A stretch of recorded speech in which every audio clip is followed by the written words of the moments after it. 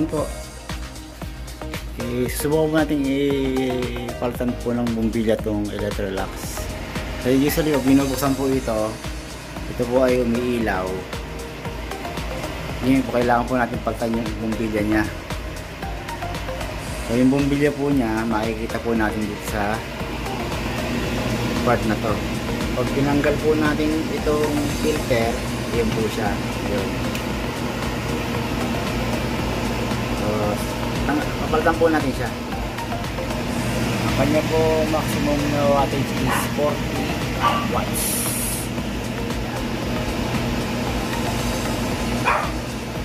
Diba, mamaya po papalitan po natin. Bibili lang po tayo sa Wilcon. So ito po yung nabili natin sa Wilcon. Kung yung pong papalitan po natin ay incandescent, ito po ay filament din naman, kaya lang LED na po siya. 200 din mahigit po yung presyo nito, 229.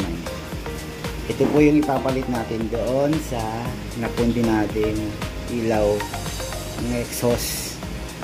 Kasi pangit naman pag niluluto ka, hindi mo nakikita yung niluluto mo. So ito po yung ipapalit natin. So ito po yung busted na lamp ng ating exhaust.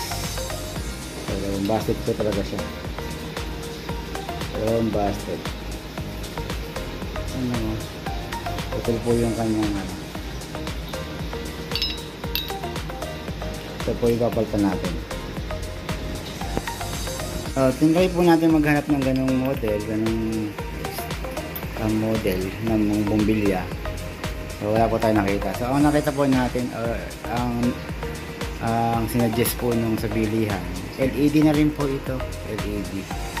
So ito po yung ilalagay natin doon. So magka-size naman po siya. Ayan o. Magka-size naman po yung kanyang. Ang kaibahan lang po nito, dahil ito po ay mataas ang wattage, mataas po sa kuryente. Ito naman po 1.5 lang ang wattage nito. 1.5 lang.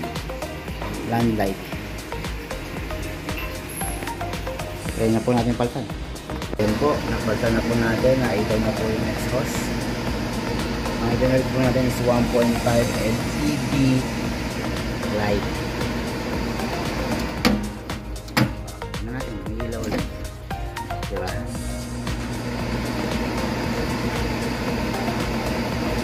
So, okay na. May ilaw na. Hindi may hirapan magluto. Diba?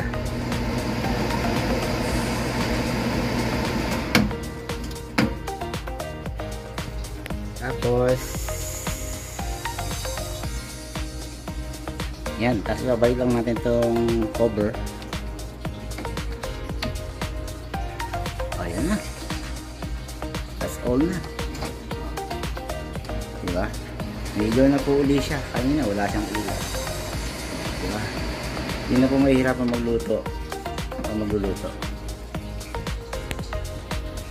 Yan po ang pagpapalit ng LED light ng ating exhaust. Thank you mga kapogs for watching. Bye bye.